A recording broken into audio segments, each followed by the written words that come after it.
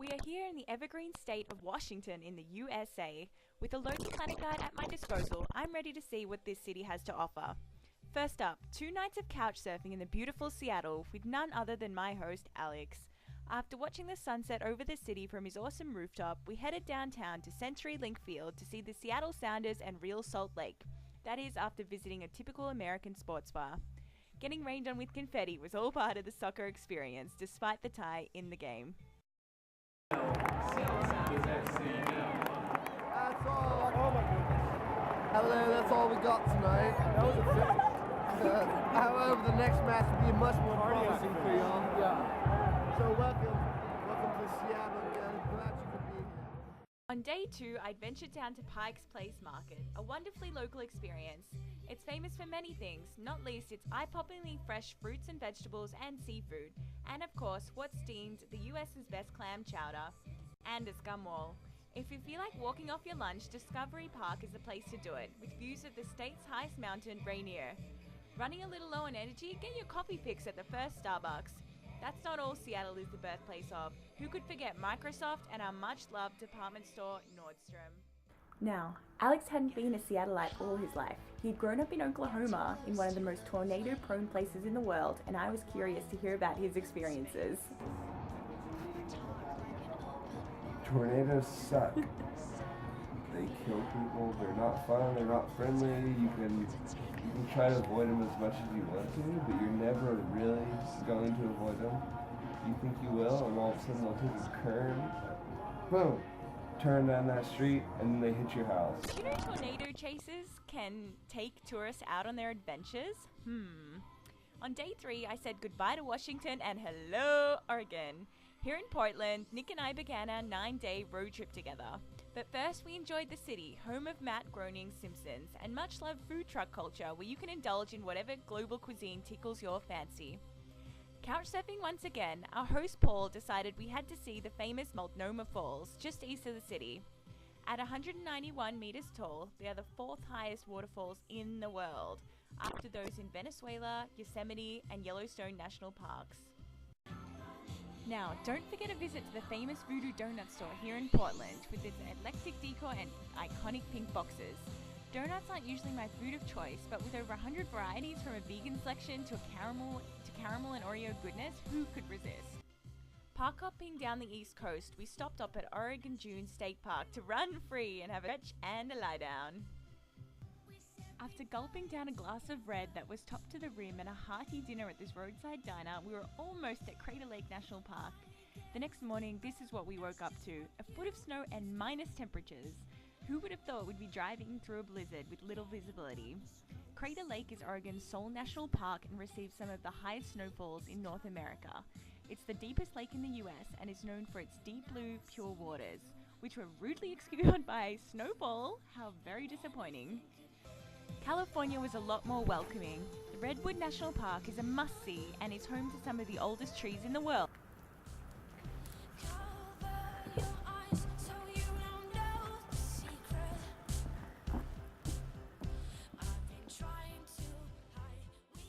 There's the corkscrew tree and the big tree, which is a whopping 1,500 years old.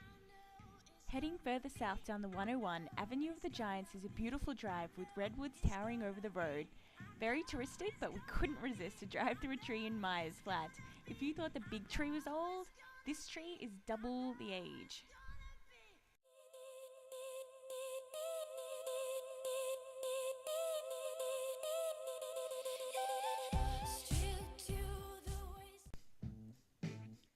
Next, we checked in at the Spanish-inspired Fairmont Hotel in Sonoma, Northern California. This is wine country, people, America's premier wine-growing region. Our first stop was the 13th century-style Castello di Amorosa, a medieval castle.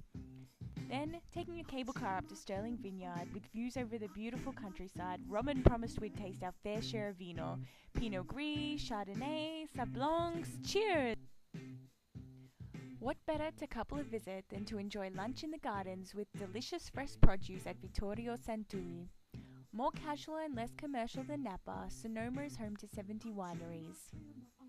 We visited the Benzinger Winery, where they are all about three things: family, great wine, and healthy vineyards.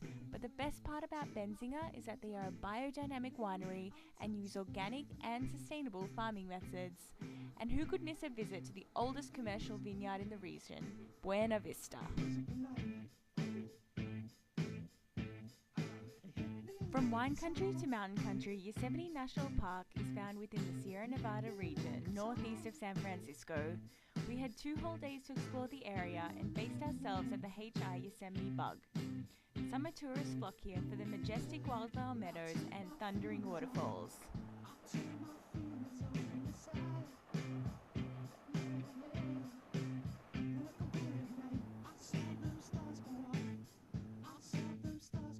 As well as for the granite peaks of the Half Dome, a rock climber's mecca, and the monumental El Capitan. Park your car and leave it, as simply by hiking a short distance up almost any trail, you'll lose the car-dependent majority of visitors and be able to soak up the views in peace. Keep your eyes peeled for wildlife like this little guy too.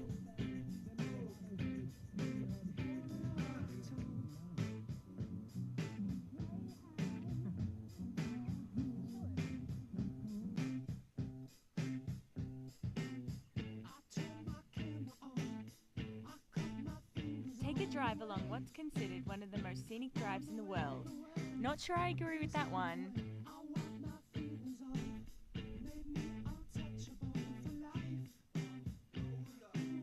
Trudging through the snow, we made our way to Dog Lake. There wasn't a dog in sight, but Nick did find something, our Echo.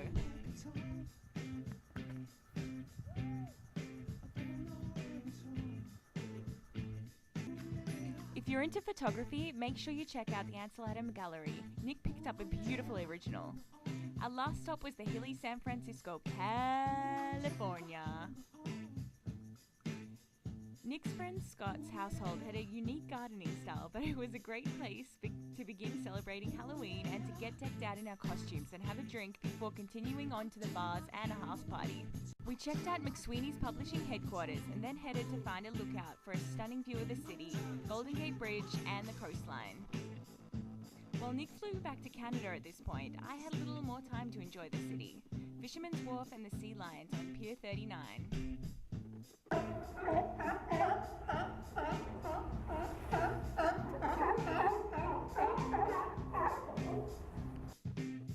And what better way to see the city than by bike? Across the Golden Gate I went and explored the quaint town of Sausalito.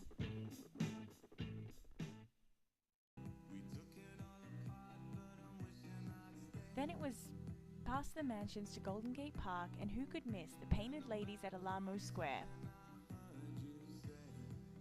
I also paid a visit to one of the country's top universities, Berkeley. But talk about good timing, the San Francisco Giants beat Detroit in the World Championships for baseball.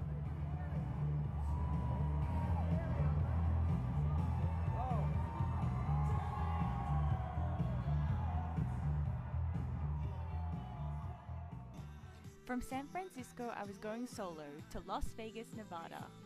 This slice of desert has transformed itself to one of the most lavish places on earth. The 4-mile-long strip is the center of gravity here. Whether you want to gamble, shop, party, or indulge in world-class cuisine or all four, Vegas says yes. The entertainment options are endless, and I can definitely recommend Mr. Copperfield. Truly amazing, as is the Bellagio's spectacular water show.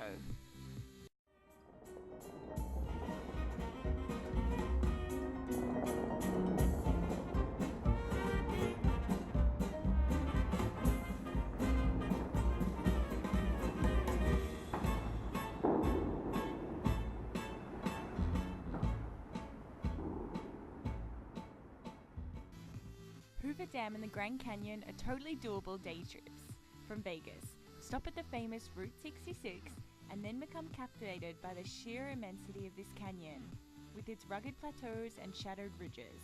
It's a whopping 446 kilometers long, 29 kilometers wide, and 1.6 kilometers deep. If you're still itching for road trips, rent a car and head to the largest national park in the US outside Alaska, Death Valley. Here, there are salt flats stretching for 17 miles and mazes of eroded mountains and canyons that you could easily find yourself lost in. Be wary about hiking trails. Signage is poor and those unprepared put their life in danger. The name Death Valley itself evokes all that is harsh, punishing, barren, and lifeless.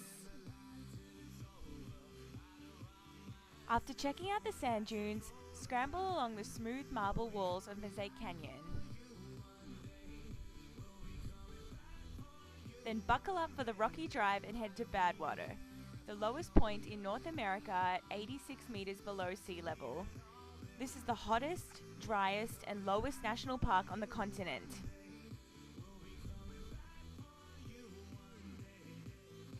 Get up close and personal with Old Salt Flat. I headed from one desert to another to the swanky resort town of Palm Springs to stay with my buddy Rigo.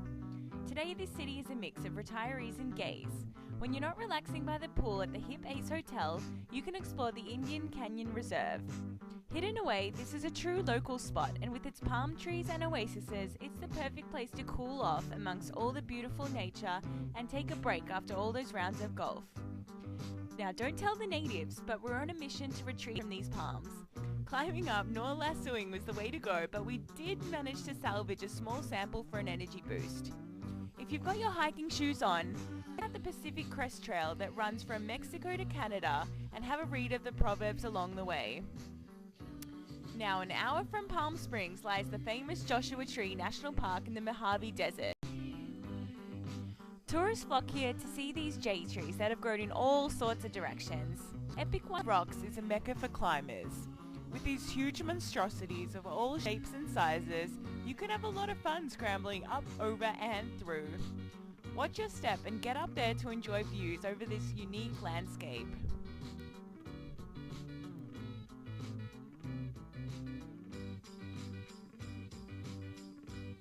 And make sure you don't miss Keys View. It overlooks San Andreas Fault, and if you're lucky on a clear day, you can see as far as Mexico. After one last dinner with some of the most inspirational people I have met, it was off to Los Angeles. Walk from Venice Beach to Santa Monica and get your dose of sun and sand for the day. And what better than a healthy lunch to go with it? A wheatgrass shot and a vegan lunch from Café Gratitude. Later followed by some of the best Mexican food outside Mexico. Tacos, nom nom. Couch surfing once again, my buddy Ed took Santa Monica Mountains to get up close and personal with those friendly rocks. Helmet, harness, shoes and all, we did some great climbs and definitely gave those arms a workout. Goodness. And when the sun set, it was time for a rewarding dinner. My last night in the States gave me the chance to polish up on my juggling skills and learn a thing or two from the pros. Awesome. Wow. What in the wide world of sports?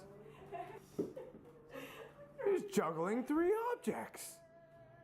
Do it the way that's comfortable for you. Increíble. No puedo creerlo. Greg Dale Johnson, last true cowboy in the West. And that, my friends, was a little snippet of the best of the West. This is Slice, peacing out.